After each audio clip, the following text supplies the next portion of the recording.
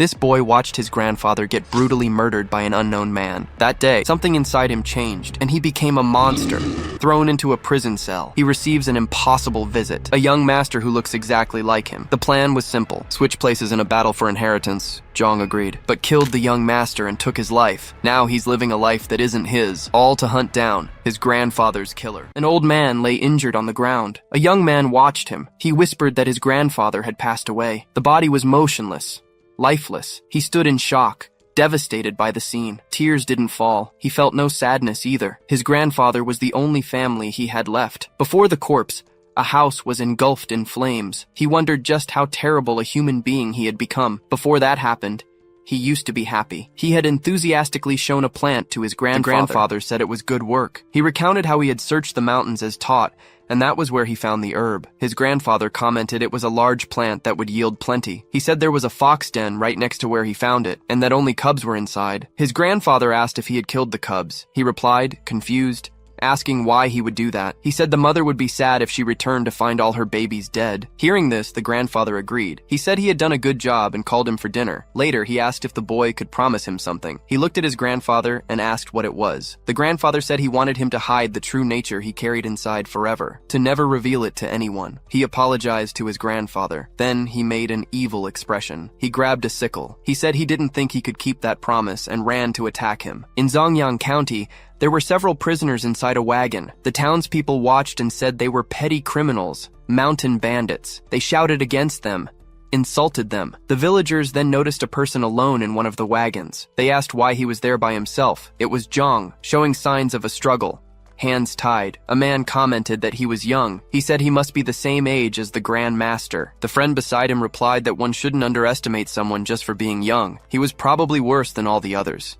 He said he didn't seem scared since he was part of the Murim, and that many would be surprised to know how many people he defeated using just a sickle. The man drinking coffee commented indifferently that he was just an assassin and needed to hire someone. A stone was thrown at Zhang's head. One of the villagers threw it, yelling that he deserved more than divine punishment, insulting him. From high up on a house, two men watched the scene. Zhang showed no expression. The observing man frowned in confusion, not understanding that reaction or the lack thereof. The chubby man commented that he was too pretty. He said that from a distance, he could easily be mistaken for a woman. The other replied he had no further requests and left. In his mind, however, he thought he had finally found him, the perfect candidate. In the inner castle, at the Golden Jade Hall, guards watched the prison where he was detained. Inside his head, Zhang thought he had been careless, and then began to remember. Someone holding him by the neck. He called that person a bastard. The man replied that it was impressive. He said he was asking who had been following them, but never imagined it was an unknown child, a monster. That man, still holding his neck,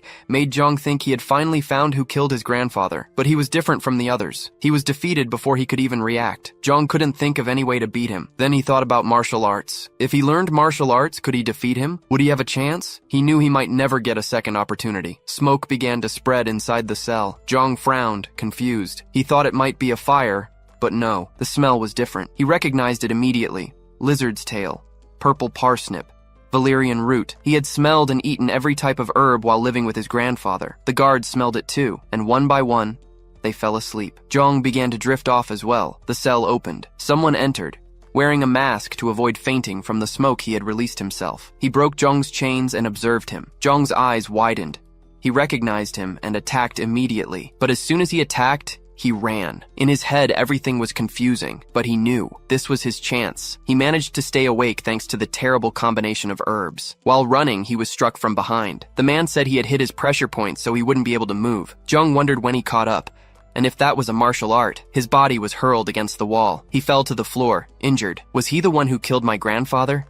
Zhang wondered. The man watched him and replied, no. People could look alike, but the real culprit had a scar near his left eye. At that moment, the man who had killed his grandfather appeared. He asked guard Cam if it was him. Cam replied that the young master should wait outside. The young master commented that he had never entered a prison before. He always wanted to see one, but it wasn't interesting at all. He asked again if it was really him. He ordered the guard to hold Zhang's face to look better. The guard held his head, exposing his face to the master. Smiling, The young master said he was right. It was exactly the same. Then, he removed the hat covering his own face. It was identical to Zhang's. He said that for someone with the same face to appear in that situation, there was no more convenient explanation than that. The young master commented he heard Zhang was on death row and would be executed in 2 days. Zhang answered yes. The young master said they were born with the same face, but he was a young master, and Zhang, a convict. Then he stated he would give him a very rare chance, a chance to become the young sword master of the Mach mansion, a chance to be his substitute, Mach. A light of hope appeared for Zhang. He wondered, a chance? Mach said it wouldn't be difficult staying confined in the mansion,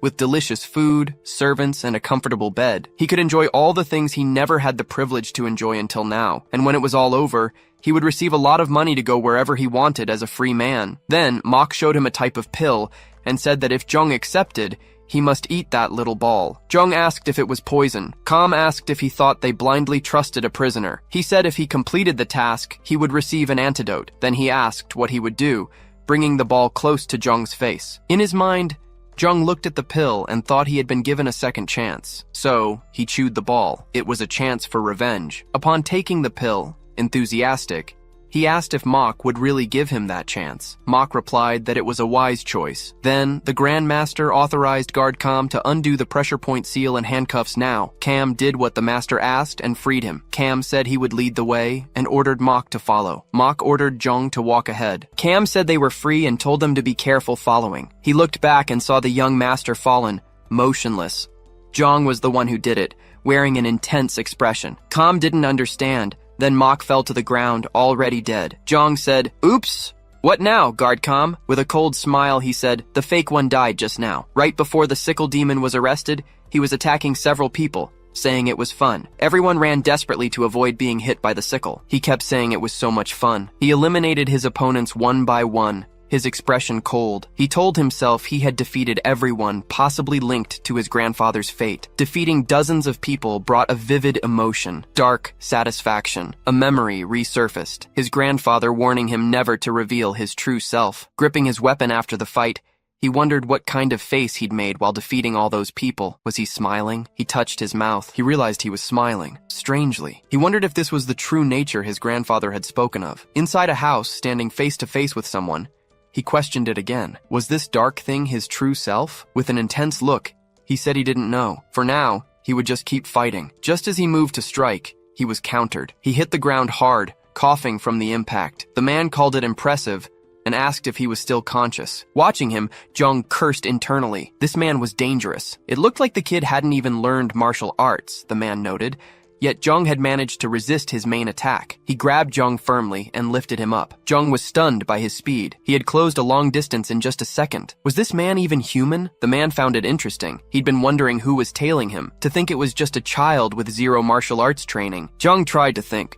Tried to say something, but couldn't finish the thought before the man struck him with his sword. Even for a kid capable of resisting his main attack without training, it was better to end it here. He shouldn't have gone around causing trouble. He had cut his own life short. He should have just lived a quiet life. Zhang thought about how easily he was defeated, right after finally finding the person responsible for his grandfather's end. Was this how it ended? No, not right now, but he would be eliminated soon. If he had another chance, he wouldn't do this. He just wanted to be left alone. The scene shifted back to the moment he defeated Mach. What now, Guard Kam? He asked. He smiled coldly, noting that the fake was out of commission. Seeing this, Guard Kam grabbed Zhang and insulted him viciously. He called him a lunatic, asking how he dared eliminate the young master. Did Zhang really want to die? Holding Kam's hand with a smile, Zhang asked if it wasn't the opposite. A substitute should replace the real one and face the danger. Blind obedience in this situation is what would get Kam killed. Feeling the strength of the grip, he wondered how the guard was so strong. Kam said he hadn't considered the possibility of Zhang eliminating him. Zhang replied that if he were going to kill him, he would have done it already. He assumed Kam had no attachment to Mach. Hearing that, Kam called it nonsense and threw him violently to the ground. Zhang hit his head on impact, subdued by Guard Kam. Guard Kam drew a sword from his back. He said he would end him right then and there. Zhang asked if that was necessary. Kam asked why not. Zhang explained that he had taken the substance Kam gave him. He couldn't continue without an antidote. That meant he had no choice but to obey Kam. Zhang asked if this wasn't a good opportunity for him. The third young master of the Mach sword manor was now his loyal servant. Kam asked if that's what he wanted. He had to betray the young master. Jong just looked at him, smiling. Cam thought it over. He raised his sword to strike. Just as he was about to deliver the blow, he stopped the blade near Jong's eyes.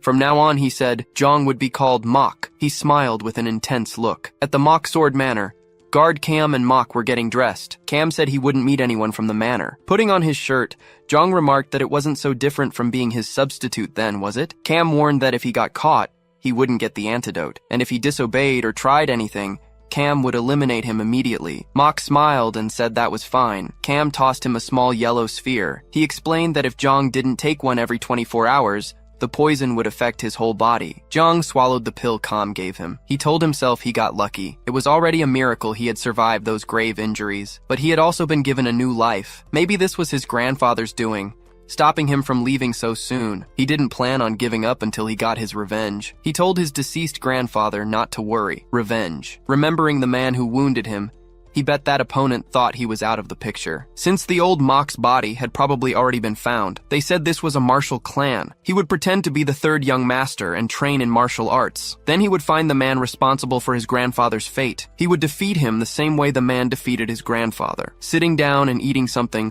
Mok thought to himself that he had surprisingly managed to survive a critical situation and even got a chance to learn martial arts. He noted that the guard Khan left to keep an eye on him was annoying. It was Go, Guard Kam's disciple. Go was thinking internally, noting that Kam had gotten very complacent. He wondered what was so special about a kid who hadn't even learned martial arts yet. He made a huge expression of astonishment, wondering if this kid had somehow surpassed the young master. He then asked himself, what about the plan? Cam said he was making too much noise. The guard stated it didn't matter and his role wouldn't change. He told Go to keep an eye on him as planned and make sure he didn't leave that place. Meanwhile, he would execute a different plan and they would remove him. He left rather furiously, saying that being on the side of someone like him was troublesome. Go asked if he had mentioned affecting him with the toxin. He said it would be hard for him to disobey them. The reason they chose the third young master in the first place? The dog already interrupted his guard's speech, saying that wasn't him. He said he wasn't the type of person who obeyed. He was an ex-prisoner who managed to take the young master's place during a critical incident. He was too smart for someone who had been in an extreme situation. It was dangerous to get involved with him. It wouldn't do them any good. Go hit his head on the door thoughtfully. He wondered what was so special about that kid who never learned martial arts and had even been exposed to the toxin. He lamented that he also couldn't obey his orders. The protagonist, in the room where he was locked up,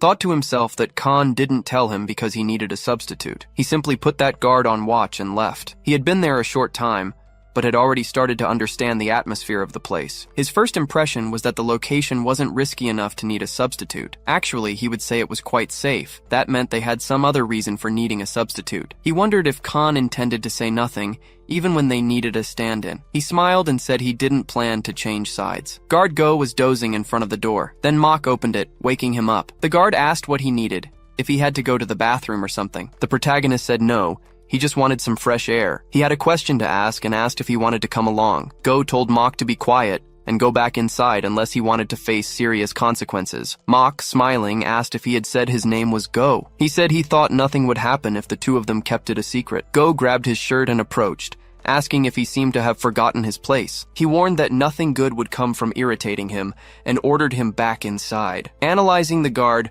Mok noted he was definitely weaker than Khan. He squeezed his shoulder and threw him to the floor, neutralizing him. Guard Go, down on the floor, said his body wouldn't move, and wondered if his pressure points had been sealed. In his head, he wondered if the kid was hiding the fact that he had learned martial arts. Mok kept watching and noted he was moving, wondering if he had done it wrong because of the cell confines. He said he just copied what Guard Cam did last time, but actually it wasn't that easy. Go wondered what he was talking about. He thought about it, wondering if the kid meant he was copying something he witnessed only once. Looking at Mok's reflection in his eyes, he stated Cam was right. That guy was a threat. Speaking aloud, he asked Mok if he had already forgotten about the substance he ingested. He said he couldn't have forgotten and that he would succumb if he didn't neutralize the toxin regularly. He had been severely affected internally and would face a painful destiny. Hugo was speaking, but Mok interrupted him. Mok used his own physical condition, altered by previous exposure, and administered a form of neutralizer to the guard through direct contact. Then the guard put his hand on his neck, wondering about the toxin. The guard was coughing on the floor, saying he needed to hold his inner energy. He needed to expel the toxin by circulating his energy. The protagonist explained he had been exposed to all kinds of substances since childhood, while collecting herbs with his grandfather. At a certain point, his system started presenting resistant properties. He gave the guard a shove, boasting he could identify what herbs were used in something just by smell or taste, and that most toxins didn't work on him. With an intense expression, he said that meant he didn't need the neutralizer. He remembered he wanted to ask the guard a question. He asked if he could talk about the mock sword mansion. He reminded the guard that he was the only one who could neutralize the toxin in his system now. He was sure this would help the protagonist a lot. At the mock sword mansion in the main hall inside the Lord's room, the master was lying down with a subordinate in front of him. The one lying there was the master of the mock mansion. The subordinate, looking down at him, wondered if there really was no solution. In his head, the subordinate thought about how he had resorted to all his knowledge and experience. He used all kinds of herbs, but couldn't even discover the cause of the condition. He said the master should have chosen a successor earlier. Regarding the 4 sons of the mock mansion, the master hadn't indicated his successor before getting sick. Thanks to that, the state of the mock sword mansion was what he would call the silence before the storm. If the mansion lord passed away, the brothers would enter an intense conflict to conquer the position. The first wife was especially affectionate towards the first son, and he wondered what she would do to guarantee that position for him. Then the master's first wife appeared. Her name was Seok, and she asked if he was okay. The subordinate apologized, saying his knowledge was limited and he couldn't find a treatment for him. He could only call it very strange. She said it was as she expected. She noted everyone called it a mysterious condition, something they couldn't explain. She thought there was no other option besides shamanic arts. The subordinate reacted with surprise, saying shamanism was nothing more than unproven belief, and questioned how she could resort to something like that. Seok asked if he preferred to just do nothing until her husband departed, wondering if that was the case. She said she didn't want to hear that anymore. She stated she had already called a shaman who dealt with unidentified conditions. With a smile on her face, the wife said she would ask the shaman to treat the mansion lord's condition and ordered that no one enter the main hall, not a single soul. Go told the story of the mock mansion, and finished by saying that was the mansion's current situation. The protagonist said he understood and asked them to leave there. Guard Go asked where to. Mock asked where he thought, looked at the main hall, and said he was going to visit the mansion lord. In front of the room where he had been confined, told Guard Go that he had been saying the real Mock, and Guard Com wanted to use him as a body double to provoke the firstborn son. With a scared face, Go said yes. That was the best plan they could devise. The firstborn, Young-ho, 20 years old, had a birthmark on his left cheek and loved drinking and socializing. He was the least capable of the 4 brothers, besides being greedy and severe. The second, Yoon-pyong, 18 years old, looked like his mother, had piercing eyes, and was intelligent and cunning. The plan was to gather those 2 in one place and put a substitute, who was the protagonist, in there. They would provoke both sons and make them eliminate the substitute. After becoming negligent from eliminating the imposter, the firstborn would betray the second, leading to the fall of both. This was also known as the plan to win by default. That way, regardless of who survived, the 2 brothers would have tried to eliminate each other and would be removed as heirs, or else, after the old Mock appeared perfectly fine, he would easily gain a chance. He used the standard plan, but a variable appeared after the protagonist took Mock's place. The guard asked the protagonist why he was trying to go to the mansion lord. Mock said it was because he heard the mansion lord's fate was related to his life. That was why he was trying to visit. The guard said that if Kam discovered he was moving, he would do something. With a cunning smile, the protagonist asked if he would keep his secret, and thanked Guard Go. In front of the central hall, she was waiting for a little lord. When he went up the stairs, he asked if he could talk to the mansion master now. Seok said she heard the shaman was miraculous, so she would trust him once. The shaman said he was obliged. He noted that the longer that mysterious condition lasted, the more difficult his state became. So he asked, please, that everyone within 30 paces of the main building withdraw.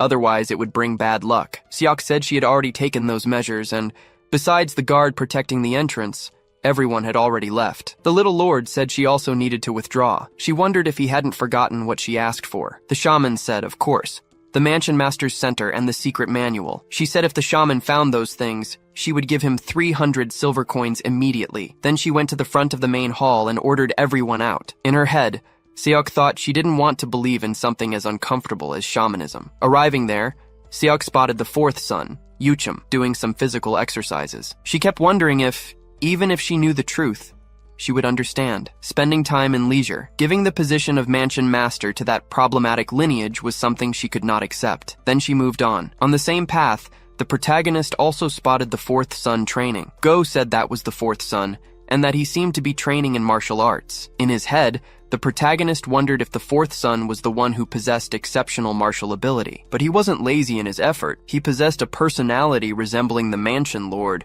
thus receiving the greatest favor. Then Mach wondered if that was the correct method to learn martial arts. Guard Go explained he was using horse stances to improve upper body strength, since all martial arts could be considered rooted in the upper body. Then the protagonist called Guard Go's name. In his head, he thought that if he learned martial arts, he wondered if he could defeat Guard Cam. Looking back, he asked if the guard hadn't heard him. He asked if he could surpass Guard Cam if he learned martial arts. Then Go, trapped, wondered internally if the boy had suddenly discovered they were going to abandon him. He knew the fourth son was intelligent, but that boy surpassed him. Guard Go got kind of scared and told the young master that the fundamentals of martial arts could be considered internal training. The protagonist wondered what internal training was. He said yes, internal training, like breathing. In other words, using Togu Laxi to internally purify nature's energy and gather internal chi. By accumulating internal chi, a person became stronger. However, internal chi wasn't something one could obtain in a day. Even if a person learned martial arts,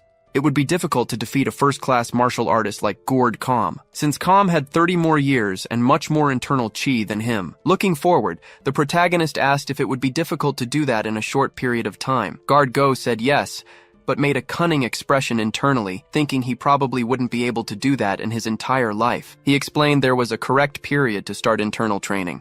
One needed to start training internal chi between 5 and 9 years of age. If they didn't do that, the energy wouldn't accumulate. Therefore, no matter what he did, it would be difficult to gather internal chi, which meant he would never be able to complete an entire cycle. Looking up, the protagonist seemed to feel he had done something wrong. The protagonist stared fixedly at the guard and said his eyes seemed greedy and were disturbing. He called for Guard Kam, telling him to return to his position. Then Guard Go agreed. Guard Go closed his eyes slightly and, in his head, the protagonist wondered if Guard Kam would be impossible to defeat. He noted Guard Kam didn't trust him and wondered if it was going to be difficult to bring him to his side. Guard Go said it was better they left soon. The protagonist wondered if the youngest master didn't like the real Mach, and if something might happen. As a secret, Guard Go whispered in his ear that 2 years ago, the real young master gravely insulted the youngest master's mother. At that time, he was severely punished. Instead of getting scared, Mach said the youngest was good-humored, saying it with a laugh. He noted that he still left him relatively intact physically. The guard said that anyway, they should leave quickly. He said they could get into real trouble. The protagonist accepted that and left together with him. Already late in the afternoon, the shaman was placing various types of threads around the real master, with some iron weights among them. The great master had some dark marks and a dark spot near his heart. The shaman said he thought those were divine signs, but they were undeniable hostile energy that a normal person would have already succumbed to. To withstand that, he truly was a martial artist. But it had been a long time. The possibility of him surviving was about 50%. The shaman just needed to do what was commissioned, so he didn't care if he recovered or not. He took a brush, wet it with special ink, and wrote some words on a papyrus. It was a kind of ritual. Upon writing those words, he threw the paper directly at the great master onto the dark spot. The paper arrived there, and the spot started to react. When the paper fixed onto his chest, it emitted a kind of light, and a very big word appeared: disease. The master shaman made a movement with his hand and released power. He spoke a few more words and started making gestures with his hands. This caused the great master to have a reaction. In his mind, seeing that, the shaman noted it was complicated. The hostile energy was very strong. He continued speaking the words and making gestures with his hands. The great master's eyes became intense and he gave a scream. The shaman looked back and saw the door opening. In his head, he wondered if someone entered and if it was his wife. He said that if they were bothered in the middle of that, he couldn't finish the sentence. And then an explosion of power happened there, throwing the shaman far away. On the floor, the shaman saw the protagonist and his guard inside the room. Guard Go was scared by everything happening. The protagonist saw the master in the bed and asked if that was the lord of the mansion. He gave a greeting, saying hi, and called him father. The shaman yelled at them to get out. He said he didn't care if he was the son or not.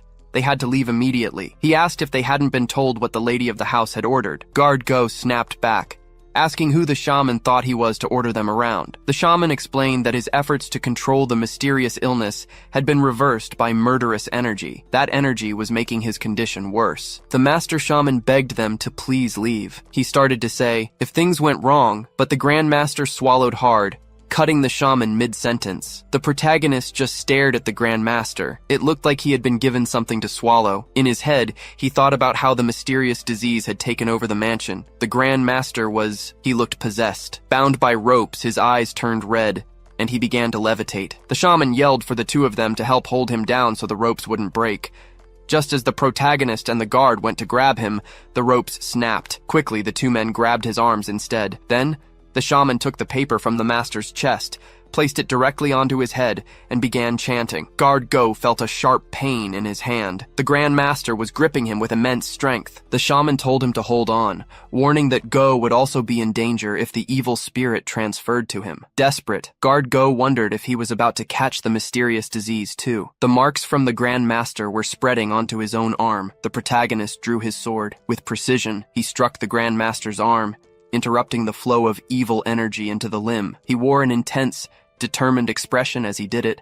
Then he charged forward. Guard Go asked if he was going in again and tried to stop him, yelling at him to halt. The protagonist ignored him and began to restrain the Grand Master, using all his strength to completely immobilize him. His guard thought to himself that this was reckless. The goal was just to stop the marks from advancing on the Lord of the mansion. With the Lord's arms pinned to the floor, the shaman took some leaves and placed them over the affected areas. The spots began to fade from the Grand Master's skin. Guard Go was applying a bandage to the Lord's arm, treating the wound. The shaman, looking unsettled, talked about his work. He noted that the Lord had been injured. He said they needed to leave before they got blamed. He would do the bare minimum treatment and then get out of there. The protagonist pointed his sword at the shaman. He asked if this was the reason the Lord of the mansion was in such poor condition. The shaman asked if he didn't realize that was what had been taking over his arm. Furthermore, it wasn't over yet. The Lord could still die. He said there was no time for this. He asked if the protagonist wanted the master of the mansion dead too. The protagonist wondered the same thing. He asked the shaman if he wanted the Lord dead, and if someone had hired him to do it. The shaman put his hands up, claiming there was a misunderstanding. The protagonist pressed his blade closer to the shaman's throat. He said honesty was his only option if he wanted to survive. Terrified of dying, the shaman confessed it was his wife. The First Lady had said it wasn't necessary to spare the Lord's life. She just told him to locate the secret manual and the Lord's seal using an evil spirit. The protagonist wondered if two people were involved in this scheme. The guard said it was a mistake for her to do this right now. He noted that the eldest son would have yielded the position of Lord if the protagonist hadn't gone there. After thinking it over, Go shouted that they needed to save the Lord's life. In his head, the guard told himself he needed to prevent the young man from becoming a disciple. Instead, the First Lady would try to have the protagonist killed. He said it made sense since he had interrupted her plans. The old man said he could save the Lord of the mansion. He said he would do it, whatever the cost. The protagonist told him not to. Instead, smiling, the young master ordered the shaman to find the location of the secret manual and the seal. The guard and the old man were surprised by his response. The shaman warned that if they tried anything else,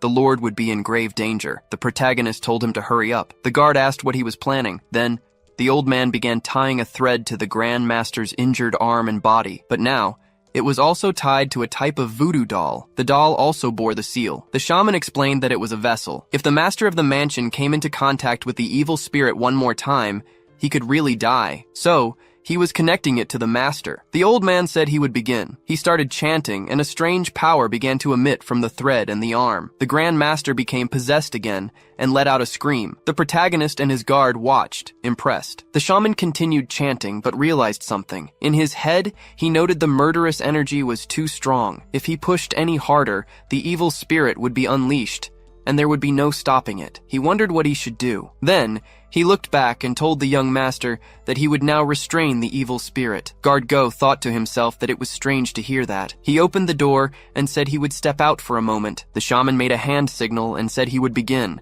He started chanting again, and golden magic appeared in his hand. This once again manifested the Grand Master. Then, shouting and releasing the power, the old man demanded that the effects of the ritual manifest quickly and reveal the source of the secret manual and the master's seal. The spirit of the Grand Master said they were passing through the front stone door into an underground chamber beneath the medicine hall. At that moment, the power holding the wooden doll shattered it. The shaman was surprised and yelled at the young master to cut the rope. He said the evil spirit was trying to possess the Lord's body. The protagonist did as the old man said and cut the rope, but the evil spirit grabbed his leg and began to advance, possessing him up to his face. The yellow talisman is on his forehead now, placed there there by the shaman. The protagonist realizes that right from the start, this was an evil spirit seething with hostile intent. Breaking free was only a matter of time. It was fortunate the spirit transferred to him. Mission accomplished. Obstacle removed. He'll dump all these trivial little things onto him now. Inside Mock's head, the multi-eyed demon begins to speak. It demands to know how he dared to trick it with that doll. It will not forgive him. The monster asks if he is the one who deceived it. It notices the protagonist is young and decides to possess his body instead of the old man's. The monster commands him to remain trapped within his own mind forever. It welcomes the protagonist into a brightly lit forest illusion. He looks up. This isn't his usual entry point. It's peaceful here. He knows this place well. He visits often. He couldn't forget it if he tried. Yet somehow, everything feels strange today. What is this sensation? It feels like he's forgetting something important. He looks ahead and sees a fire. That's the direction of his house. He drops the water bucket and runs, screaming for his grandfather. Inside his mind, he is desperate, begging and calling out for him. He arrives in shock. His grandfather is down, injured. He holds the old man in his arms and begins to wail, asking who could have done this. Finally, he grasps the true significance of his grandfather's existence and how important he was. The great demon watches it all from behind the protagonist, observing the tragic scene. So this is what the boy desires. The demon opens its hand, releasing purple energy toward him. Suddenly, the grandfather wakes up. He's alive, as if nothing happened. The protagonist is stunned to see him alive and well. He wonders what is happening. He shouts his grandfather's name and rushes to hug him. His grandfather asks why he's acting this way all of a sudden. In his mind, the protagonist vows never to lose his grandfather again. He is the only reason the boy, who should have died, is still alive. The great demon observes the scene. Yes, that's it. Dear past, precious lost memories. I love it. Endless happiness. Crouched with his grandfather, the protagonist mentions something he always wondered. He asks why he was given a name representing justice. The demon, still watching, tells him to stay with his grandfather forever so he never loses him again. The protagonist manages to look back. The demon reacts poorly. Before it can think, the protagonist's hand is already on the demon's face. He says the curse just reminded him of something unpleasant. The monster stammers that this is impossible and asks how the boy could see him. Mock tells the demon it's incredibly annoying to toy with his deceased grandfather. With an intense glare, he says the demon misunderstood. Gritting his teeth in rage, he declares the demon should have shown him something better than bringing his grandfather back to life. It should have shown him defeating the one responsible for what happened. A message appears indicating success is imminent. Deep within his consciousness, a dangerous primal desire emerges. Pure destructive intent that even a spirit of chaos would avoid. He wonders how a living being could possess such a thing, yet something holds that dark force back. Deep down, his grandfather calls his name Zhong. He says he gave him that name because he is different from other children. He wishes for the protagonist to grow up gentle and just. That is why his grandfather chose the character representing justice for his name, to grow up righteous, without straying from the path. He prays the boy continues to grow into a just person. The demon seizes the moment to escape. The protagonist won't allow it, chasing after the demon with a scythe in hand. As it runs, the demon screams that the protagonist is insane. It must escape deeper into his consciousness. It's relieved it's already inside his body and needs to dive carefully deeper. The demon arrives within a paradise, a beautiful floral garden, but nothing lies ahead except a single door. Looking around, it wonders if this is the deepest part of the protagonist's mind. It spots a seal on the door and wonders if his memories are locked inside. It just needs to open that door and bet everything on this new consciousness. But when it touches the door literally turns into black smoke. The demon begins to disappear as well. It wonders if the protagonist is reversing the domination and screams for him to stop. The demon is then absorbed by the protagonist's consciousness. The shaman, watching everything, turns pale and declares it impossible. The protagonist wakes up and peels the seal off his forehead. He has now acquired a demonic monk. A man sat on the stairs, questioning everything in his mind. It was Khan. The young master had left the mansion. He was the true hero. Khan admired him, believing he was incapable of wrongdoing. Their bond began 19 years ago while subjugating pirates. At the time, Khan was a renowned martial artist in the region. He and the master worked together to put down the pirates. Later, Khan became the master of the inner mansion and swore his ultimate loyalty to him. Khan looked up and sighed, wondering how things had ended up this way. He recalled a conversation with the mansion's mistress. She had asked if he genuinely believed that child, fresh out of surgery, was fit to become the master of the Moke Sword Mansion. She claimed it was for the mansion's future. He needed to vacate the premises so the shaman could locate the seal and the secret manual. He had agreed for the sake of the mansion, but it gnawed at him. He was certain that shaman was a fraud. They would likely use some sort of drug to threaten the lord of the mansion. After weighing the facts, he stood up. He stated firmly that he couldn't just let this slide. It went against the oath of loyalty he had sworn to the great master. He got up to go. He would just take a quick look and come right back. When the shaman saw the protagonist standing there, he realized this wasn't just any ordinary spirit. It was a high-class entity. The protagonist summoned his monk and commanded it to neutralize the shaman. Without hesitation, the spirit charged. The old man made hand gestures and managed to block the incoming strike. He couldn't believe it. This was a powerful spirit. It wouldn't be wrong to call it pure evil. Yet somehow it was following orders. The power holding back the spirit's attack didn't last long. The wood shattered, and the old man was knocked down. Desperate, the shaman turned and grabbed a sword. It was useless. The spirit advanced, wrapping the shaman in its energy. The shaman screamed desperately as he was overwhelmed, begging for his life and promising to do anything for the protagonist. The protagonist said he had no need for that. The shaman tried to apologize, asking if this was because of the deception. The protagonist said that wasn't it. Placing his hand on the old man's head, Mock asked if he hadn't learned about the seals and the secret manual. With his head bowed, the shaman cursed them. He confessed that the plan from the very beginning was just to eliminate the targets. Then he was dragged away into the spirit. Afterward, the protagonist left the room and ordered guard Go to enter. The guard wore a look of astonishment as he walked in. The shaman was lying motionless on the floor. Go asked if he was gone. The protagonist told him to save the questions for later and asked if he could carry the body. Go grabbed the sword and said he could do it. The protagonist began striking the walls with his own sword to fabricate a story. The narrative was this. The shaman had lost control, swinging his sword wildly and even injuring the lord of the mansion. The guard and the protagonist had stumbled upon the scene and intervened. The guard asked if he really planned to hide the truth. The protagonist said yes and asked if that was a problem. In his head, Go wondered if the story made sense, but more importantly, if those people would believe it so easily. The lady of the mansion would not be easily fooled. It was unlikely she would accept such an explanation without question. He told the young master that such a simple attempt to cover up the truth would only draw suspicion. Moke asked if it was really that obvious. The guard replied that even if the shaman had lost control and they had subdued him, the mansion that hired him wouldn't accept that story easily. Hearing this, the protagonist put his hand to his mouth and thought for a moment. He said he understood. He needed to make it a little more convincing. He said he was going to do something. He grabbed the sword and said that, according to the story, the shaman had hurt the mansion lord and then tried to attack him as well. Then he sliced his own leg with the sword. The guard's expression turned to horror. After injuring himself, the protagonist threw the sword onto the floor and asked if that was a bit more convincing. Go said he was incredibly determined to cover things up if he was willing to wound his own leg. He told the protagonist he was getting scarier. Hugo then offered to tend to the wound. The protagonist told him to leave it be. It would be easier to convince people if his face was pale from blood loss. Hearing that, the guard thought scary was an understatement. It didn't even come close. This was horrifying. He vowed never to make an enemy of this man. Master Cam arrived at the room. The guard jumped in fright.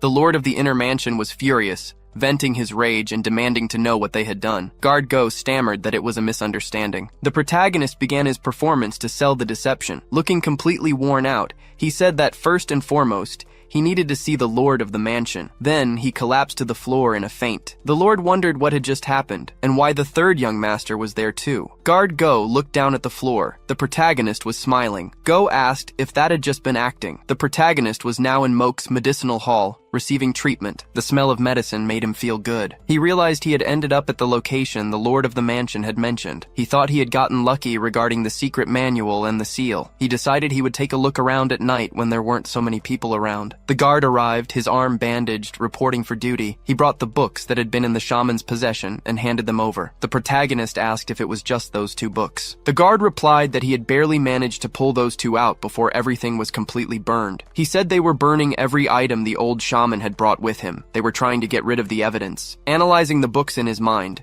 the protagonist realized these 2 volumes had no connection to what the great master had spoken about. Still, he told the guard he had done well. The protagonist pointed to the window and asked Go what he saw outside. The guard looked and said he saw nothing, but the spirit was right there. The protagonist said that was exactly what he wanted to find out. The hospital guards outside began raising their voices, telling a lady that the young master was still recovering. Despite their efforts, they couldn't stop her. Siak forced her way in. She said she needed to talk to the protagonist. The guard greeted the first lady. The protagonist thought to himself, "First lady, so that woman is her." The first wife of the Siak martial clan. The lady. Guard Khan listed her as the prime suspect. She belongs to a martial clan, and her skills are top tier. He said she was exceptionally intelligent. He warned the protagonist to be more cautious around her than the firstborn son. The protagonist offered his greeting. He asked for her understanding, explaining he couldn't rise due to the condition of his legs. Watching this, Guard-go noted that he greeted her better than expected. Now,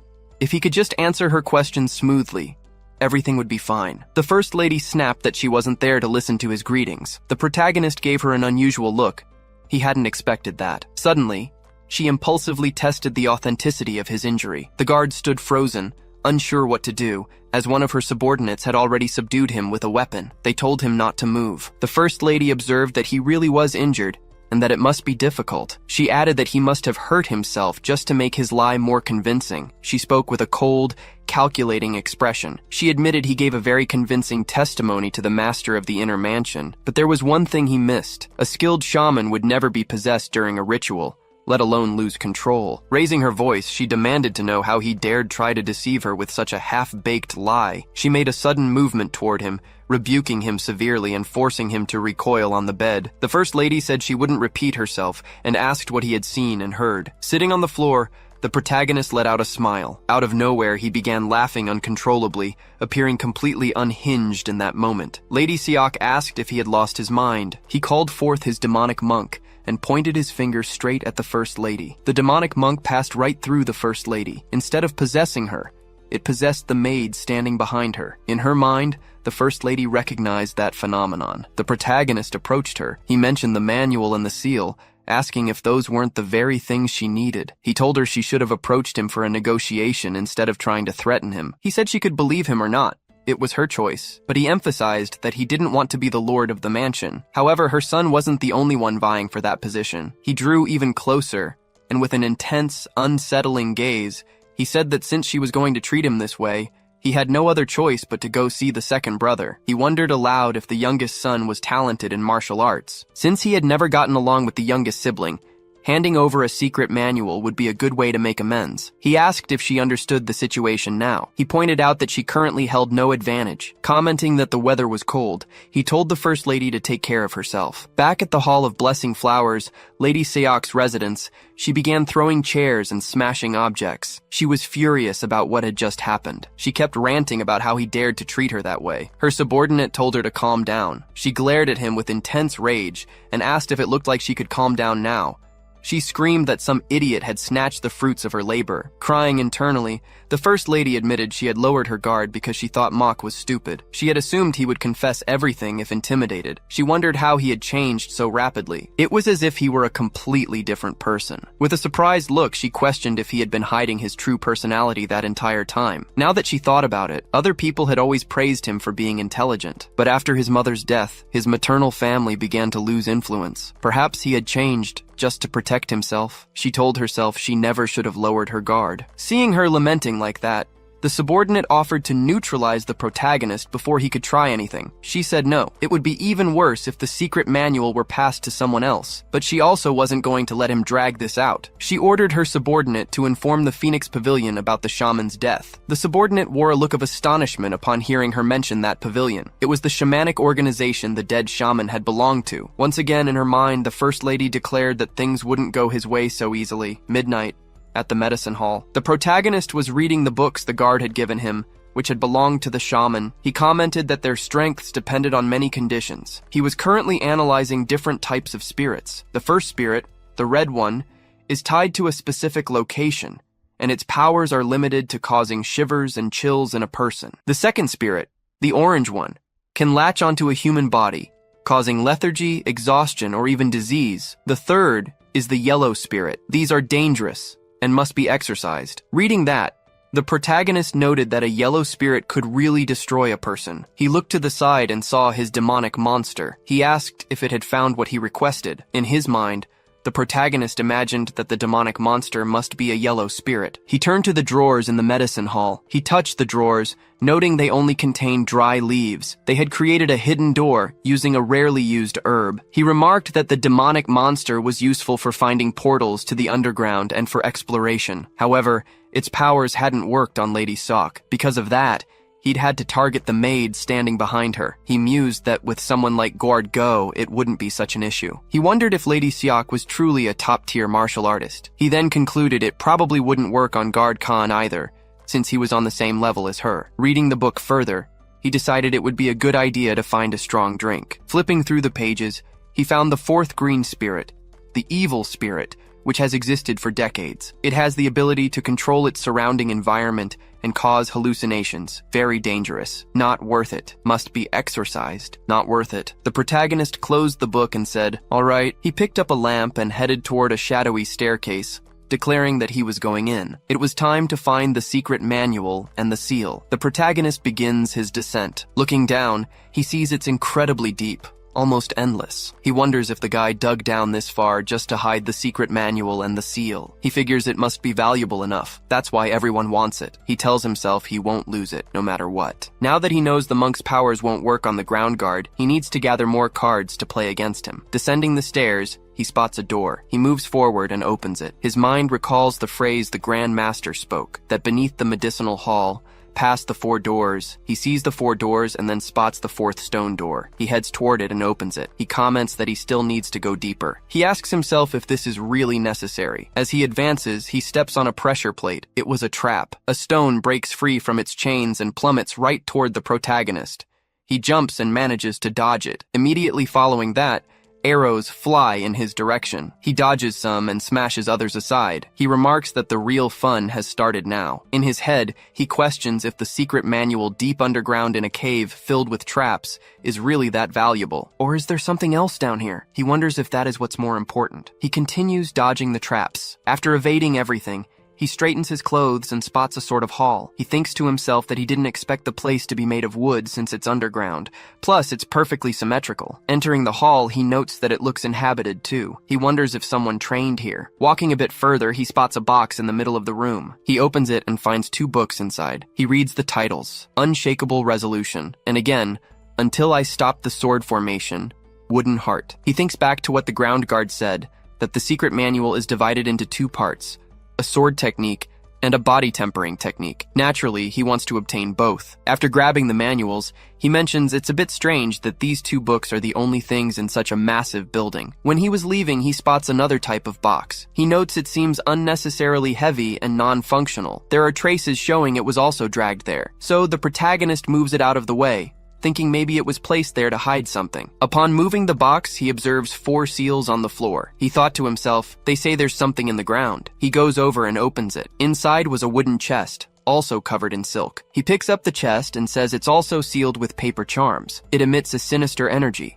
It was something someone wanted to hide, something unnatural, a secret. The moment he removes the seal and opens the box, the lamp automatically dies. He's surprised the lantern went out. He's left in the dark. Inside the chest was a book with a leather cover. It wasn't a normal book. It felt dark. It had a strange aura. It had an ancient, peculiar smell and texture made from some unknown material. The protagonist gives a smile. Leaving that place, the second young master was ordering his subordinates to start beating drums with great joy. Everyone around him was celebrating. He declares that this is incredible, and he's very happy. He says the main hall of the Mock Sword Mansion seems even brighter today. He's certain it's because he's one step closer to becoming the master of the mansion, and it's all thanks to the ground guard who allied with him. The guard salutes the second master. He apologizes for the delay. The second son said he wanted to prepare a grand welcome banquet for guard Cam, but their father still isn't feeling well. Cam says he is honored by the treatment. He invites him inside. The second young master mentions that Mock has lost his martial arts abilities. In his head, Guard Cam confirms it. The real one is dead, and the fake one hasn't learned martial arts. It's not a lie. Besides, He doesn't intend to reveal that he's a fake. It would be dangerous if it leaked that he failed to protect the real young master. He is sure the second son made that offer knowing this. Guard Kam smiles and agrees. He says the young master cannot use martial arts at all right now. Internally, Kam decides he will neutralize him as proof of loyalty to his lord. The second son laughs and criticizes him. He says Mok was already weak, but now he can't even use martial arts. That is quite a way to lose a succession competition. He thinks Mok should be grateful, since he has someone as talented as Guard Kam working for him now. He says he was wondering something. He asks if Kam really can't tell him the reason Mok lost his abilities. He promises to forgive him, even if it was Kam's fault. He says people make mistakes and starts laughing. Guard Kam bows and says he is sorry, but he cannot tell him. In his head, he thinks he'll be in deep trouble if that secret leaks, as if he would ever tell. He adds that he won't hurt Mok, even if the second son doesn't know the truth. The second son starts laughing. He says it's fine and that he will trust Master Khan. After all, he is the former assassin from that infamous place. Upon hearing that, Khan makes a surprised face. The second son asks what is wrong. The guard just bows. Internally, he reflects that he knew the second son was smart, but he still considered him nothing more than a child. The second son approaches with a threatening look. He asks if that was also a secret. Khan wonders if the second son investigated his background. He admits he let his guard down. The second son says he will call for Guard Khan again later and dismisses him for now. He watches Guard Khan leave through the window. He says Khan is hiding something and that the third son must be plotting something. He orders his subordinate Il-sung to verify it. He tells Il-sung to see what they are hiding, and if Mok really lost his martial arts, he is sure his guard can handle it, since he is close to his prime. The subordinate asks if he just needs to verify. The second son says no. He orders him to ensure Mok is not a threat while he's at it. Back in the underground hall, the protagonist is holding the macabre book. In his head, he realizes the pulsing sensation he feels through his fingertips was not his imagination. Paradoxically, the feeling on his fingers is clearly something close to death. He wonders why something like this was down here. He is curious. He wants to untie the rosary and check its contents right now. Something purple appears behind him. It is his demonic monster. The protagonist asks it what the book is. The creature reacts and immediately kneels,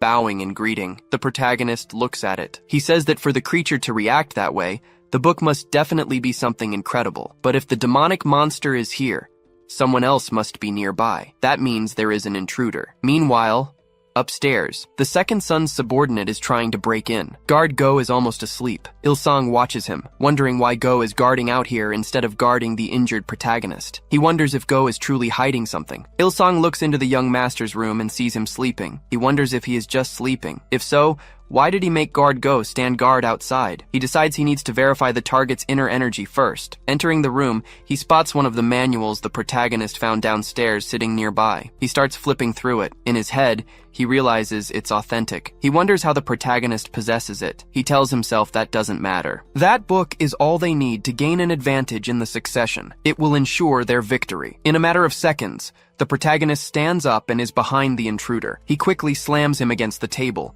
immobilizing him. He asks what the man is doing in his room. The subordinate thinks in shock that the protagonist was just pretending to sleep. The protagonist says he can put him to sleep.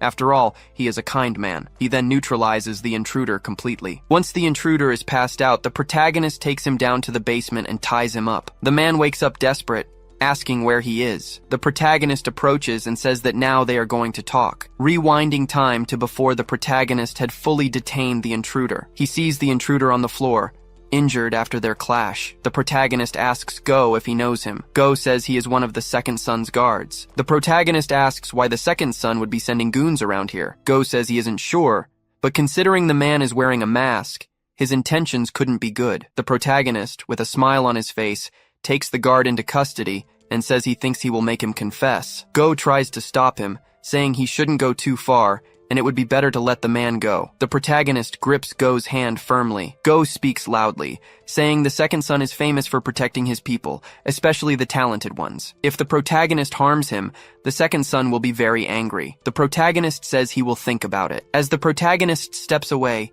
the captured guard on the floor keeps warning the young master not to use extreme methods, or the consequences will be dire. Then, after so much tension, the guard lies back on the floor and says, well, he doesn't care. He wonders if the protagonist won't just finish him off, and even if the young master is reckless, he is quite smart. Then, the protagonist immobilizes him again. The intruder begs to be released.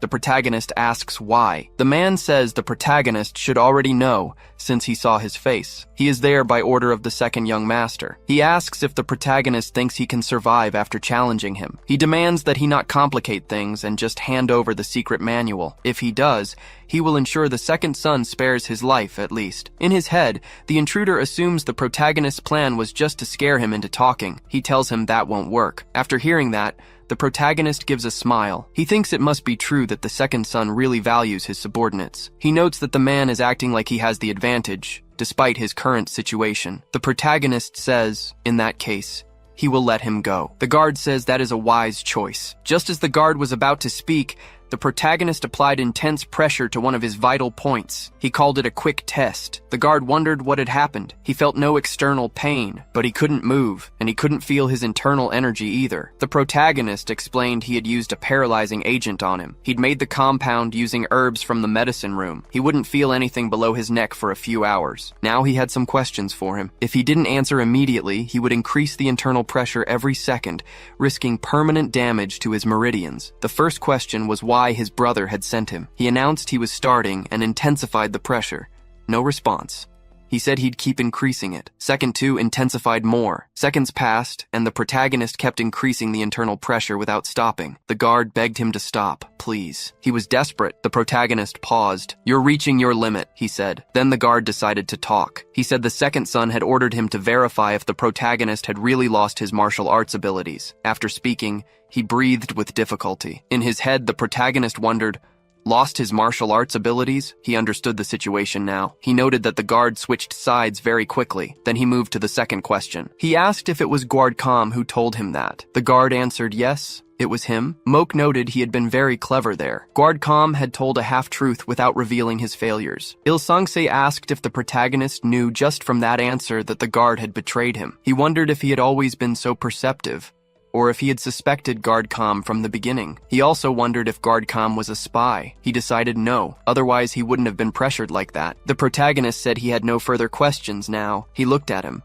wondering what to do next. The subordinate was desperate, fearing his end. But then he said something unexpected. He swore loyalty to the protagonist. He said he hadn't known he was such a strategist, and that he was the perfect candidate for Master of the Mansion. He begged for help in making the right decision for the future of the Mock Sword Mansion. He was risking everything for the protagonist, and begged to be taken in. He would do anything. The protagonist said he had to do something for him anyway. Smiling, he asked if he could ask a question now. Desperate, the guard told him just to speak. Then, the protagonist placed his hand on him to extract his vital energy. He reminded the guard that he had said he was willing to risk everything. So, he said, let me borrow a little of your essence. As he lost consciousness, the guard wondered who would do such a thing. Looking at the book, the protagonist realized he couldn't force the rosary open. He thought about the seal mentioned in the school's original text. According to the book, a powerful seal required intense energy to break, and the vital energy of someone just defeated was strong. The protagonist directed that energy into the box along with the book. Such complete intensity. The rosary began to break. He said he was curious to see what would come out. The rosary shattered. An explosion of energy happened, pushing the fallen figure away. The protagonist was impressed. A kind of pure energy root emerged, very powerful, and from within it, a person was coming out. It was brilliant. The protagonist's jaw dropped. It was a woman in beautiful red robes, and she was heading right for him. Seeing her, the protagonist thought she was much stronger than a green spirit. The 5th level of ghosts, as described in the original book he had read. She was a beautiful woman, very pretty, a blue spirit. He said he honestly expected a green spirit. He had to admit his luck. She used a power, and he automatically knelt from the impact. She called him a fool and ordered him to release his soul. She demanded he offer up his body. The 5th level of ghosts. Blue spirits, hateful spirits that have existed for centuries. They have the power to greatly influence a specific area and can cause suffering through induction and hallucinations. At least 10 shamans are needed for successful subjugation. It is extremely dangerous. She made him kneel before her. She asked if he was still having trouble, saying he was very slow. In his head, the protagonist understood why the book said blue spirits were extremely dangerous. Interesting, he thought. All ghosts, regardless of their level, simply want another person's body. He found it funny how desperate they all were for one. He said a ghost can't do anything without a body, and if she really wanted his body so badly, She should try and take it. She launched a crimson energy projectile at the protagonist. It hit. The spirit called him a foolish mortal and said he was leaving her no choice. She began unleashing attacks on him. She asked if he understood now, saying there was nothing he could do. Be a good boy and give her his body. Having hit him, the spirit wondered in her head how he had managed to endure it. His face was severely damaged and his form altered. She realized he was no ordinary human. She said it didn't matter and restrained his legs, throwing him against a pillar. She said she would make the protagonist an offer.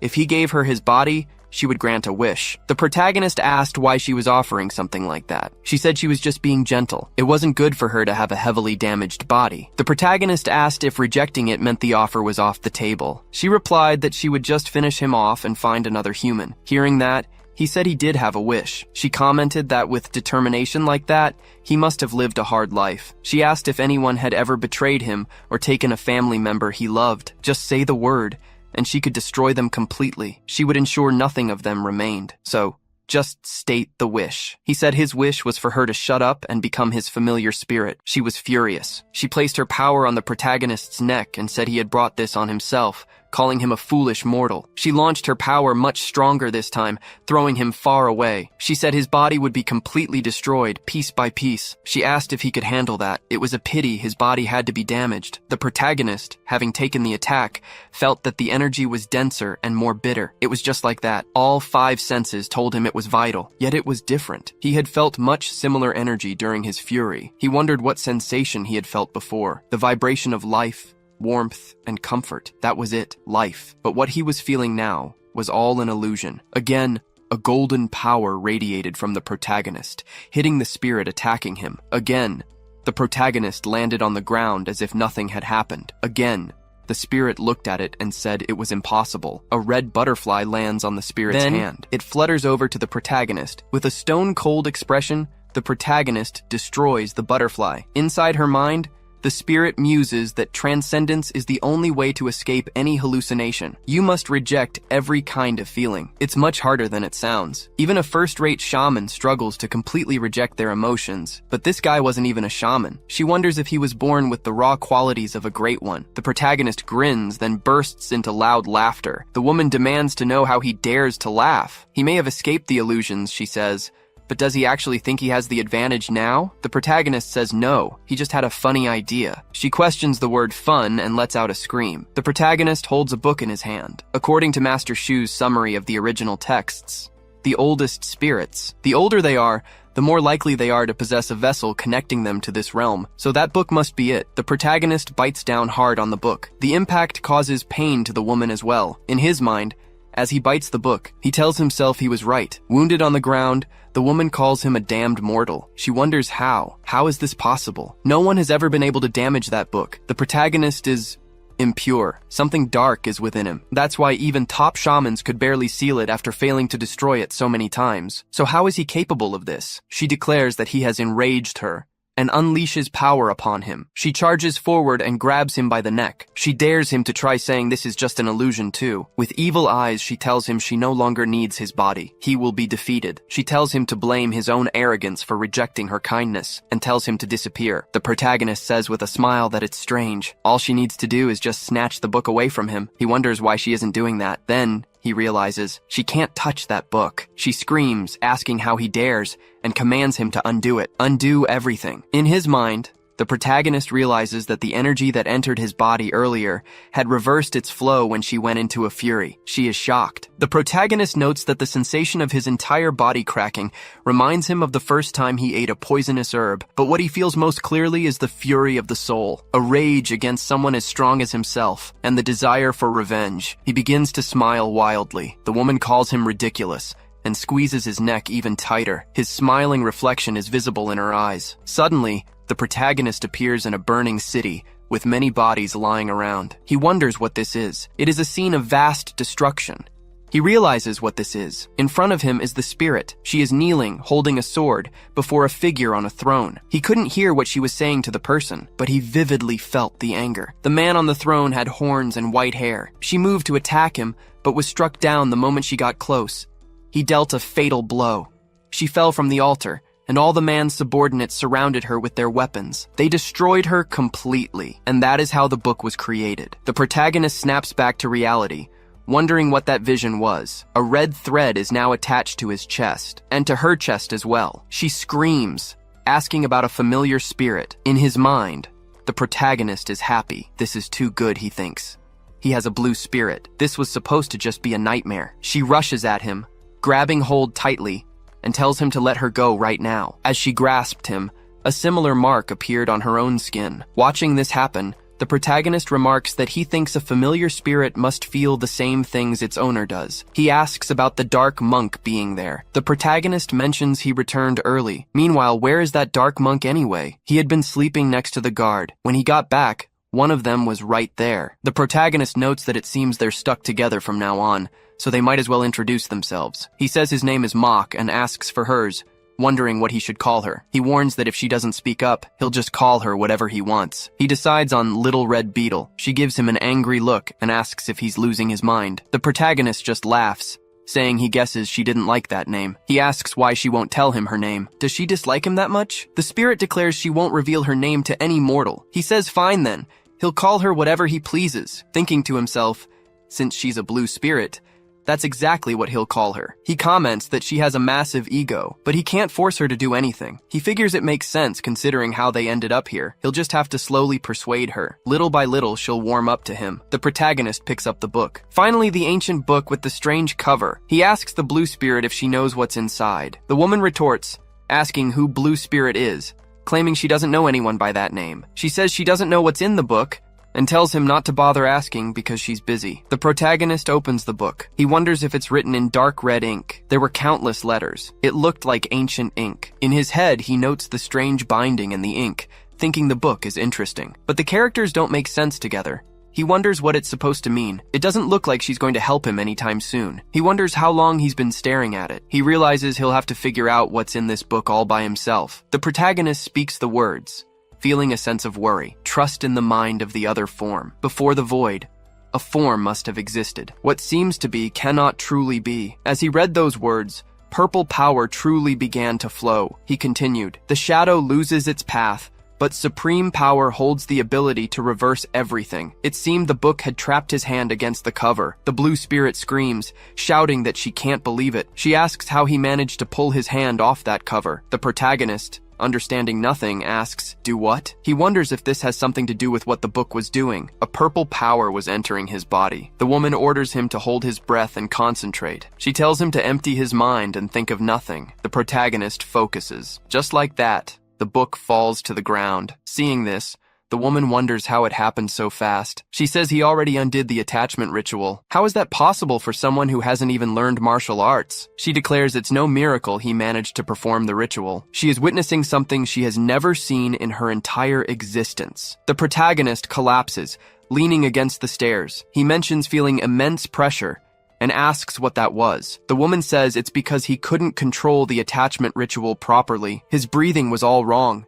He smiles, asking if she's actually explaining things now. Sulking a bit, she says it's only to prevent him from harming himself with his own stupidity. He agrees and asks just what this attachment ritual actually is. The woman says it is exactly what it sounds like. He pulls things close to him, and they stick. He is manipulating the very nature of something to his own will. The protagonist doesn't understand why it causes discomfort, why he feels such internal tension. She explains it's because he was pulling at nothing. He manipulated the flow but pulled nothing else after the book. Naturally, everything became unbalanced. The woman tells him to try it on the inert body. He approaches and asks, with this? She says yes, towards the energy core, which is likely scattered since he is gone. He asks if it's in the central region. She complains that she has to explain absolutely everything. Nervous, the protagonist just says yes. She grumbles. She orders him to try making contact again now. In his head, the protagonist recites, no worries. Trust in the mind of the other form. Before nothing, there must have been a form. What seems to be power is not truly fact. The shadow impedes the path, but the Supreme has the power to reverse all. He repeats all those words again to perform the ritual. He touches the inert body. He feels heat rushing through him, sometimes reaching the palm of his hand. It circulates around his energy core. The woman tells him to pull anything.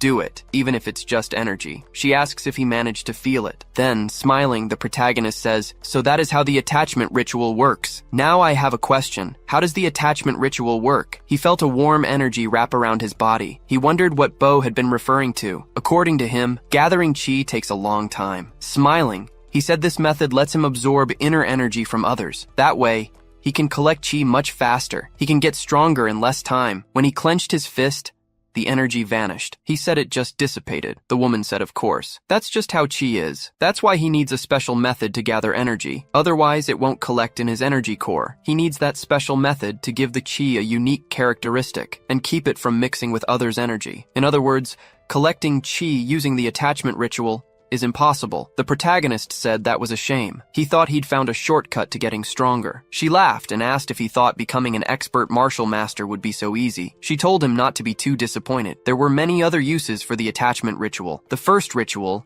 the attachment ritual, is just the basics of the 8 thought-breaking techniques. But learning just that opens up infinite possibilities. The woman explained that the energy might dissipate, but the chi remains the same. She told him to try concentrating the chi in his hand and making it circulate. The protagonist didn't really understand. The woman told him to just imagine it. She said chi circulation and chants only serve to help visualize the correct image in one's mind. If that were possible, he should be able to send the chi to his hand too. That's what she said, but she was sure it would be impossible for the protagonist. It made no sense for a beginner to be able to do that without proper chi circulation training. It was a shame they had to waste that precious chi, but it couldn't be helped. Listening to the information, the protagonist tried to do as she said. He opened his hand, and consequently, the chi started to flow. He clenched his fist. It seemed to have worked. The woman was impressed when she saw it. He clenched his fist and struck the pillar, shattering it. That was impossible, the woman thought. She wondered how he could do that as a complete beginner. Who is this immortal? She asked herself. She had seen countless talented people in her life, but never met anyone like the protagonist. She wondered where he came from. The protagonist, with an enigmatic but happy smile, said that's why everyone always spoke so highly of martial arts. It would be much easier to defeat opponents after learning something like this. The woman was internally impressed. He had grasped the essence of martial arts. Training the soul and mind through martial arts was an intense challenge. The main point of martial arts is efficiency. The efficiency to neutralize an opponent. Excited, the protagonist asked what the second technique in the book was. She was surprised that she almost taught him something extra. Then she realized and said she had almost been fooled by a mortal. It was like she was about to do something nice for him. She had spoken far more than she intended, because he simply absorbed everything she said. Now she understood why masters were always so focused on their disciples. Then he called her Blue Spirit. She told him not to talk to her. The protagonist lamented. He said it was a shame, as he wanted to ask her something. He mentioned she said it would dissipate. Then he wondered what that remnant of cold energy in his hand was. He shook his hand and said whatever. He figured she wouldn't answer him anyway. Besides, it was fun discovering things on his own. The protagonist called the woman and told her to leave. It was night. A woman, the First Lady's escort warrior, was climbing a hill toward the Phoenix Pavilion. There were various statues and sealed objects. In the center of that castle was a giant skull statue. Upon entering, she wondered about the wooden statues and why the room was filled with such sinister-looking things. She told the people present that she was sure she knew who sent the advance message, warning that the shaman had been defeated. He was beaten by the third son, young Master Mok, and Lady Xiao's sad expression is worth 300 silver coins, and that she is offering another 400 coins if he accepts another mission. The mission is to stop the protagonist. She asked if they would do it. Something happened in the room. She thanked them and left the Phoenix Pavilion. There was definitely no one inside there, she thought. Still, she wondered why she felt eyes watching her. That's very scary, and I never should have gone there, if not for the mission. Inside the Phoenix Pavilion, the shaman was lying on the floor. Someone commented that this was now definitely a grave incident. They said the boy mentioned the maid was floating in the air, so it was definitely a yellow spirit. They were sure the third son was possessed by a spirit, and asked, is it possible the boy took the spirit as a familiar? No. If it were a pure spiritual beast or a yokai, maybe, but there's no way to take a resentful spirit as a familiar. Either way, it's an extremely dangerous situation. That is the conclusion. One of those people must neutralize the protagonist and help the resentful spirit move on. Everyone agreed. By daybreak, Guard Go woke up. He complained that he wanted to sleep after staying up all night, but the protagonist already had a task for him. He brought the brazier. Mok thanked him. The guard asked what he wanted that for. The protagonist said there was something he needed to burn. He turned around with the 2 secret manuals from the mansion. Guard Go was shocked. He tore up the manuals and threw the papers into the fire. Go became desperate. The protagonist is insane, he thought. He just burned the secret manual. The protagonist continued burning the pages of the book. The guard loudly questioned what he was doing and why he burned it. He knew the protagonist couldn't use martial arts, but still many people wanted that secret technique. He could have used it to his advantage somehow. Hearing that, the protagonist said that was exactly why he had to burn it. He threw the rest of the book at the guard, so that only he could use it. The guard didn't understand and asked what he meant. The protagonist pointed to his own head and said it was right there. All the information was stored inside his head. He told the guard there was something he needed to do. Walking out of the room, he said that as soon as the sun rose, he wanted him to deliver that thing to the madam and the second son. Hearing this, the guard asked why, since the protagonist himself said everyone wanted it. The protagonist replied that he liked a harmonious family. If everyone received a piece, wouldn't that be a beautiful sight? He said this with a cold smile. The guard got nervous. His mornings were fast. As soon as he woke up, he made the bed and got changed. He cleaned his room and checked the day's schedule. It was a routine established from his days working dangerous missions. A life of strict control and planning. In his head, he thought there would be no need for unemployment. Once he became a subordinate of the second son, he could grow old there. It felt like yesterday, he was working as an orphan mercenary. He considered it a good memory. Someone arrived and notified guard Cam that the second son wished to see him. He was confused. He left, responding quickly. His expression was still marked by the recent confrontation. Earlier, he had gone to greet the second son and received news that his subordinate had disappeared. The second son said he sent the guard to verify if his brother had truly lost his martial arts, and now he was gone. With a face full of fury, the second son asked how Guard Cam dared to deceive him. Guard Cam saluted him and said he hadn't lied. There must be some other problem. The second son threw some kind of plaque at Guard Cam and screamed. He asked why the guard hadn't returned yet. He wondered if Cam thought he was an idiot. Struck down, Guard Cam wondered why things had gone so wrong. At this pace, he wouldn't have anyone left to talk to. He lamented. He told himself no. The hard work of his entire life, all the sacrifices he made, that couldn't happen. Guard Cam asked the second son to give him some time. He said he would find the missing guard and prove he wasn't lying. The second son asked why he should give him a chance. Guard Cam swore an oath on his right arm. For a martial artist, that was everything. The second son was impressed by the proposal. He said fine.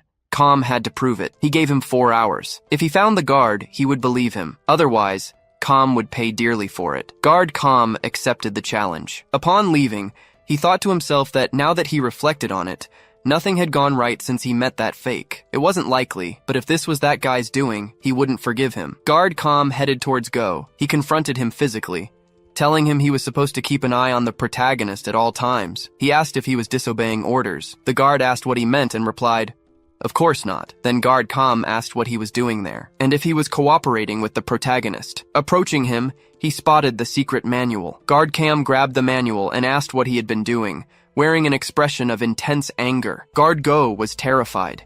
He was shoved roughly. The servants around them were frightened. Guard Go was taken to the protagonist's room.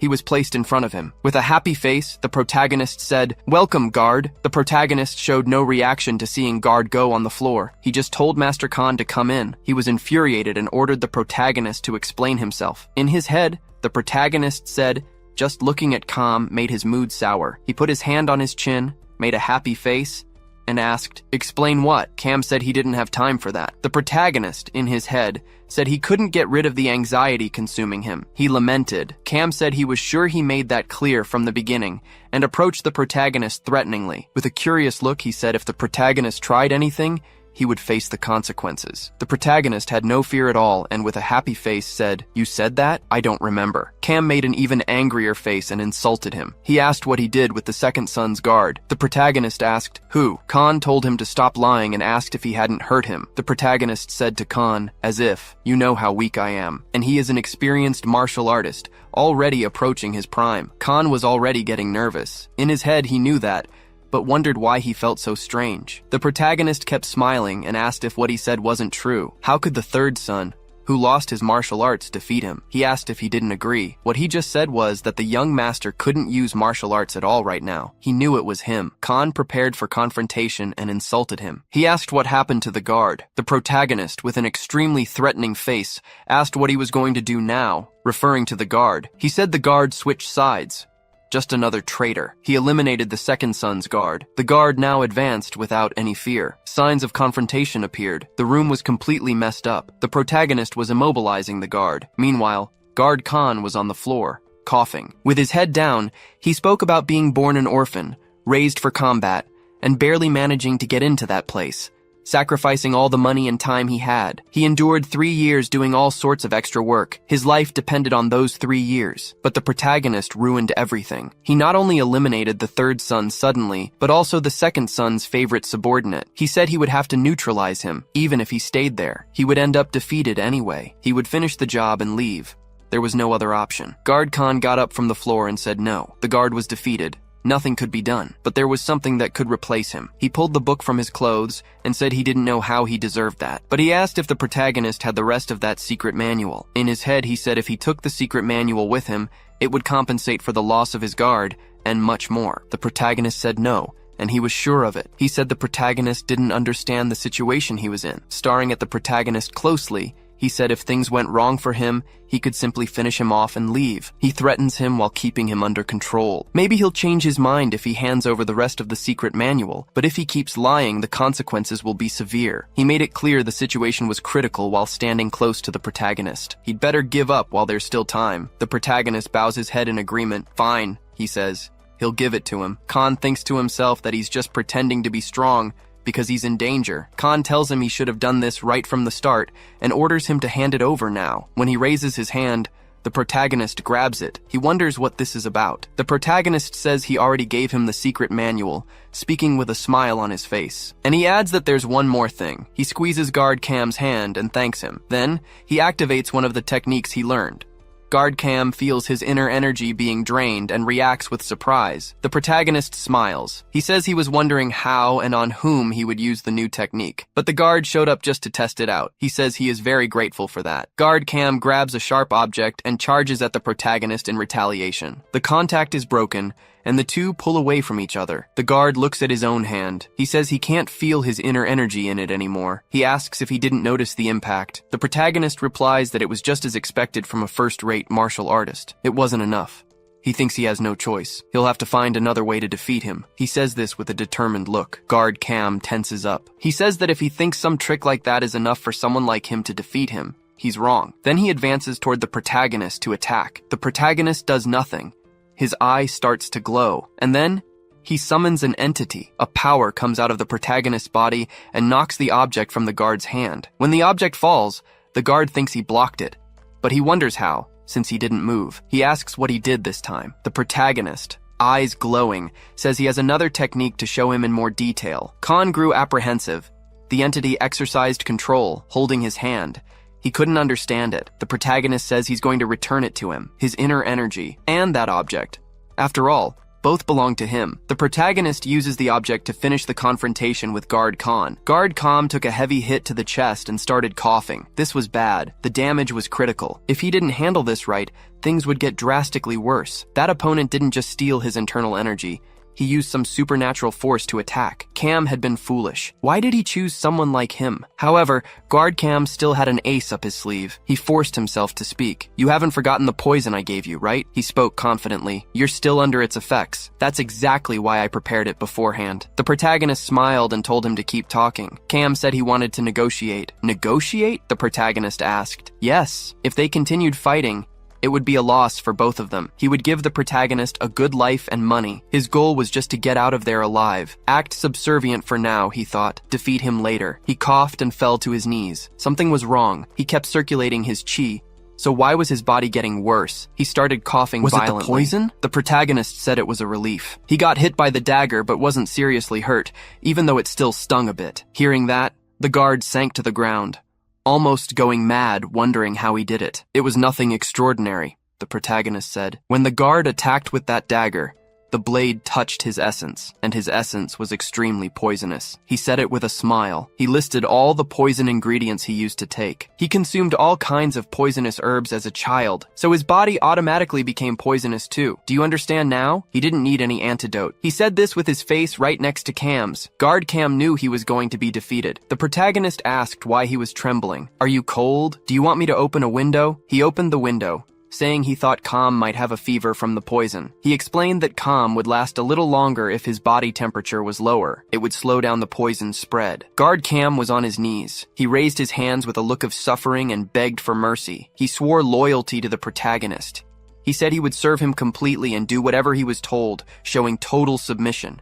He begged in every way to be spared. The protagonist said he liked that kind of attitude. It was cool. With that stance, they could have worked very well together. Guard Go was happy to hear that for the moment, but the protagonist's expression turned intense. That would only have worked if you acted like this from the beginning. He delivered the final blow. The guard switched sides whenever it suited his needs. Loyalty was his life. He finally defeated Guard Kam on the floor. He stood up and stretched. It still hurt a little. He changed his clothes for nothing, but at least he resolved things sooner than expected. He started cleaning the book. Was this luck? He was going to defeat him one way or another. Should he neutralize Guard Go too? He looked at him and decided against it. Considering Guard Go didn't know he burned the secret manual, he knew how to keep secrets. He was still very useful. The protagonist got close and told him he could get up now. Guard Go stood up quickly. Yes, sir. He asked how the protagonist knew. Mock said Go kept distancing himself during the clashes. He knew how to keep secrets, and the protagonist liked him more and more. He told Go to send everyone nearby away. He would handle the defeated guard's situation. Looking at the defeated guard, the protagonist wondered if he should begin. He would perform the annex ritual. He could feel the heat of internal energy, but it was useless. Besides, that's what he wanted to check anyway. The cold, sinister energy he felt. He looked at the underground pavilion, what he felt during the clash. He placed his hand on the defeated man, and the power spread further and further. He felt many powers and wondered if he should defeat more people. The blue spirit and the demon monk were watching him from afar. The woman said she thought she understood why the monk left the protagonist in control. He was formidable too. The second son was talking to the first-line guard about Guard Kam. The second son said he knew the reason for something they would find out soon. He knew that when you are too kind to someone from the start, that person gets full of themselves. You need to show how strict you can be. If you forgive them later, they learn their place. You have to be severe with someone before being kind to them. The first guard nodded. Guard Kam wasn't a loyal man, and that kind of test was necessary for him. He was sure the second son would be chosen as the successor. A guard appeared in the room saying there was a problem. Guard Kam had tried to attack the young master. That was his attempt to prove his innocence, and it was a pretty stupid way to do it. But that didn't matter. It was the third son. He announced that the second son was behind the conspiracy. The second son was confused. He grabbed his sword and slammed it hard onto the counter.